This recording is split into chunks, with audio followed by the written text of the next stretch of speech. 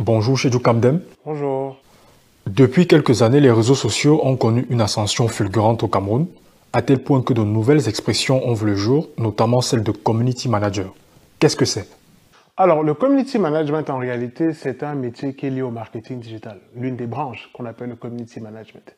Donc, le community manager, c'est un gestionnaire ou une gestionnaire de la présence et de la réputation d'une entité, dont marque, entreprise ou personnalité, sur les plateformes sociales, notamment les réseaux sociaux. Mais on peut également bloguer la partie blog ou encore la partie forum, sans oublier les sites wiki qu'on appelle les sites collaboratifs, le plus connu étant Wikipédia. Un community manager est-il aujourd'hui indispensable au développement d'une entreprise? Alors, indispensable, pas forcément, mais important, oui. Parce qu'en réalité, il faut savoir que un humain sur deux est présent sur les réseaux sociaux. Ce qui suppose que pour une entreprise, il y a forcément sa cible sur les réseaux sociaux. Et donc, pour avoir une bonne communication sur ces plateformes et avoir une bonne réputation qui joue surtout sur les entreprises commerciales, il faut forcément avoir une présence social media. Et donc, qui dit présence social media dit forcément un appel à un community manager et ou social media manager. Parce que oui, au-dessus d'un community manager, vous avez un social media manager qui s'occupe uniquement de l'aspect stratégique de gestion des comptes. Le community manager, en réalité, est dans l'aspect opérationnel. Mais dans un pays comme le Cameroun, on peut jouer les deux rôles, surtout quand on est community manager. Vous devez faire la stratégie et l'implémenter. Mais dans des agences de communication, vous avez les deux rôles séparés, ou dans des très grosses boîtes, vous allez retrouver et des social media managers ainsi que des community managers. Bonjour chez Kamdem. Bonjour. Depuis quelques années, les réseaux sociaux ont connu une ascension fulgurante au Cameroun, à tel point que de nouvelles expressions ont vu le jour, notamment celle de community manager. Qu'est-ce que c'est? Alors, le community management, en réalité, c'est un métier qui est lié au marketing digital, l'une des branches qu'on appelle le community management. Donc, le community manager, c'est un gestionnaire ou une gestionnaire de la présence et de la réputation d'une entité, dont marque, entreprise ou personnalité, sur les plateformes sociales, notamment les réseaux sociaux. Mais on peut également bloguer la partie blog ou encore la partie forum, sans oublier les sites wiki qu'on appelle les sites collaboratifs, le plus connu étant Wikipédia. Un community manager est-il aujourd'hui indispensable au développement d'une entreprise? Alors, indispensable, pas forcément, mais important, oui. Parce qu'en réalité, il faut savoir que un humain sur deux est présent sur les réseaux sociaux. Ce qui suppose que pour une entreprise, il y a forcément sa cible sur les réseaux sociaux.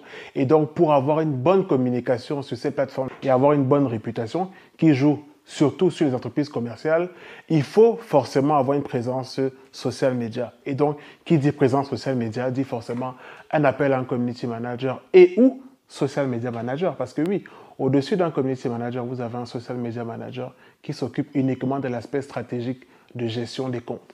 Le community manager, en réalité, est dans l'aspect opérationnel. Mais dans un pays comme le Cameroun, on peut jouer les deux rôles, surtout quand on est community manager. Vous devez faire la stratégie et l'implémenter.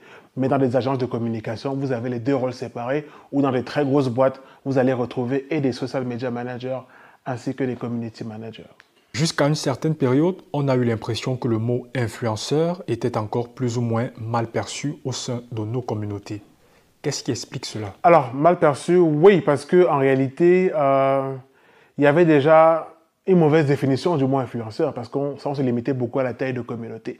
Mais je pense qu'avec les élections présidentielles de 2018, on a commencé un peu à comprendre le rôle que pouvaient avoir les influenceurs, qui en fait sont des personnes actives sur les réseaux sociaux et bénéficiant d'un seuil de notoriété avec lequel ils vont effectuer des modifications et des habitudes de consommation, modifications d'opinion notamment. Mais maintenant, je pense que même s'il y a toujours ce mauvais schéma en réalité de compréhension du mot influenceur qui est toujours lié à la taille de communauté, on a avec maintenant l'autre terme qui est créateur de contenu, des gens qui se positionnent sur des secteurs précis, l'alimentaire, le sport, le tourisme, le voyage. On commence à comprendre qu'en réalité, il faut se spécialiser, pouvoir transmettre une passion et pouvoir justement avoir un impact positif sur sa communauté qui, avec votre forte notoriété, pourra à son tour effectuer des modifications de comportement suite à vos recommandations. Pourquoi générer des revenus sur Internet reste encore aujourd'hui quelque chose de relativement difficile au Cameroun pour de nombreux créateurs de contenu? Parce qu'en réalité, beaucoup de plateformes ne le permettent pas. Facebook, TikTok par exemple, voire YouTube, en réalité, ne permettent pas encore de monétiser sur la plateforme des contenus qu'on publie là-dessus à partir du Cameroun. Mais les créateurs de contenu influenceurs n'ont pas attendu qu'il y ait cette levée de restrictions. Ils eux-mêmes commencent à aller vers des marques et proposer des partenariats ou alors reçoivent des partenariats de la part des marques pour pouvoir monétiser leur présence sur les réseaux sociaux. Certains vont même plus loin pour aller géolocaliser leur compte à l'extérieur du Cameroun afin de monétiser les vues qu'ils obtiennent grâce à ces réseaux sociaux. Tout récemment, l'État a décidé d'imposer une taxe sur le revenu aux influenceurs. Ne devrait-il pas saisir cette opportunité pour essayer de mieux structurer leur secteur d'activité? C'est une occasion en réalité. Si on vous taxe sur des revenus, ça veut déjà dire qu'on vous considère, c'est déjà une bonne chose en réalité.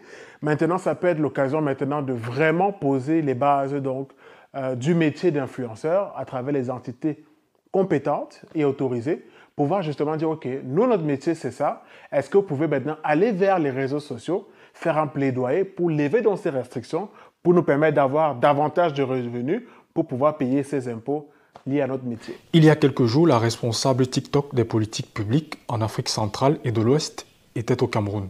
Lors de sa visite, il était question de mettre en place des mécanismes permettant de lutter contre la prolifération des contenus illicites sur les réseaux sociaux.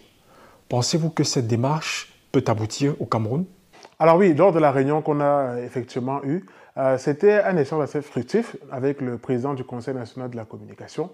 Et en réalité, le but était vraiment de contrôler ces contenus illicites et pouvoir justement proposer des contenus éducatifs. Parce que le but n'est pas forcément de les éliminer, mais de modérer leur trop-plein visibilité. Parce qu'en réalité, pour beaucoup de personnes qui ouvrent TikTok sont généralement exposées à des contenus un peu moyens en termes éducatifs. Et donc, du coup, le gouvernement a cette volonté, normalement, je pense bien, de vouloir éduquer les gens à travers TikTok ou alors proposer de bonnes thématiques de contenu. Si TikTok fait déjà la démarche, et si la démarche a été faite entre les deux parties, ça veut dire qu'il y a possibilité, parce que chaque réseau social a cette possibilité de modifier ou alors de contrôler les contenus. Ça a été le cas avec Facebook et les autres. Donc, il y a pour moi une possibilité, et ça peut se faire en réalité. Maintenant, il faut aussi savoir qu'on a aussi notre rôle en tant qu'utilisateur TikTok. C'est qu'il faudrait se rassurer que les contenus que vous consommez sur la plateforme cadrent avec vos passions. Vous avez la possibilité de choisir ce que vous voyez. Vous n'allez pas dire que ce que vous voyez est le fruit du hasard. En réalité, l'algorithme de TikTok est pensé pour répondre à vos besoins. Donc, tout indice que vous allez laisser sur la plateforme, que ce soit regarder des profils, regarder des vidéos sans interagir, il y a toujours une trace que vous laissez et vous dites à l'algorithme, tiens, moi, ce contenu m'intéresse et j'ai envie d'en voir davantage. Et c'est ainsi que l'algorithme ne fait que son travail. Évidemment, il y a une possibilité de reset l'algorithme pour repartir de nouveau et reconsommer des contenus tout à fait hors de ce qu'on avait eu avant comme visibilité sur son fil d'actualité. Parmi les plus exposés aux dérives que comporte le réseau social TikTok, on retrouve les jeunes enfants. Quelles mesures immédiates pouvez-vous préconiser pour les en préserver? Alors, interdire sera trop compliqué parce que ce qu'on interdit souvent a souvent l'effet inverse. Les gens vont chercher à trouver. On a eu des cas d'école d'interdiction de chansons ou autres qui ont plutôt provoqué la popularité de ces chansons au Cameroun. Donc, interdire n'est pas la solution.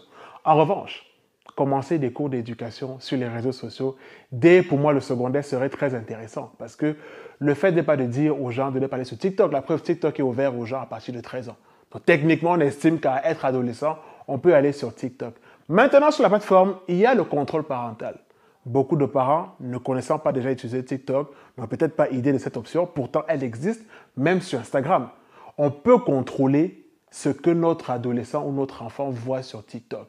On peut mettre alerter des messages qu'il reçoit. Ce ne sera pas de la trop pleine surveillance, c'est juste de la modération pour éviter que des inconnus envoient des messages à vos enfants un peu illicites qui ne cadrent pas avec ce qui fait réalité sur TikTok.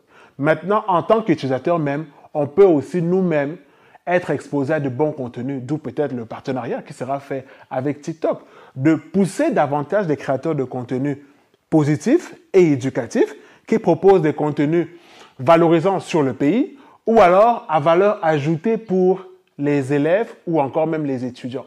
Pour moi, c'est un peu dans cette démarche-là qu'on doit penser. Chacun est responsable en réalité de son utilisation. On ne va pas vous interdire de regarder des contenus d'ici, mais vous devez savoir que ça peut également vous entraîner parce que TikTok a ce côté addictif. Plus vous commencez à regarder des vidéos, le fil d'actualité est sans fin. Donc, si vous commencez à consommer des vidéos drôles, des vidéos peut-être à caractère négatif, ça va continuer à s'enchaîner parce qu'il n'y a que ça qui vous seront proposés parce qu'on aura détecté que c'est le contenu que vous aimez. Donc, chacun doit être responsable. Il y a ce qu'on appelle la notion de citoyen numérique. Ça veut dire que sur Internet, vous avez des droits, mais vous avez aussi des devoirs. Donc, c'est à vous de remplir vos devoirs en tant que bon citoyen numérique, de valoriser ce que vous faites en termes de passion, en termes d'activité professionnelle aussi, parce que oui, il n'y a pas que les élèves qui seront exposés TikTok, même des professionnels, mais surtout être un exemple à son niveau. Je ne dis pas qu'il faut être l'exemple de tout le monde, mais à son niveau, quand même promouvoir des valeurs positives. Et n'essayez pas de jouer une double vie. Dans le virtuel, vous êtes quelqu'un de méchant et dans le réel, vous paraissez gentil. Comme principale cause de l'échec au baccalauréat, on évoque l'impact des réseaux sociaux sur la jeunesse. Sont-ils devenus si dangereux qu'on essaie de nous le faire croire? Non, on ne peut pas mettre toute la cause de l'échec de certaines personnes au baccalauréat sur TikTok. Non. En réalité, il y a d'autres causes. Même si, en réalité, les réseaux sociaux sont toutes comme autres distractions, divertissements. On peut aussi donner des causes qui ne sont pas liées au numérique comme étant des causes liées à l'échec. Mais en réalité, le problème, c'est que les réseaux sociaux ont cette grande visibilité. Du coup, on a l'impression que tout ce que les élèves font sur TikTok, notamment les challenges, les reprises de films, etc., c'est la cause. Non, c'est le temps pour moi passé sur ces réseaux sociaux qui est généralement la cause. On peut faire 30 à 20 minutes par jour sur TikTok, sans pour autant que ça déteigne sur son temps de révision de ses matières, sans que ça déteigne sur le temps de faire des exercices. Mais c'est quand on commence à diminuer le temps qui est réservé à l'éducation, à ses cours, pour le mettre au niveau du divertissement, que ce soit TikTok, aller dans des bars ou alors sortir en boîte de nuit, là, ça commence à devenir perturbant pour vos prochains résultats.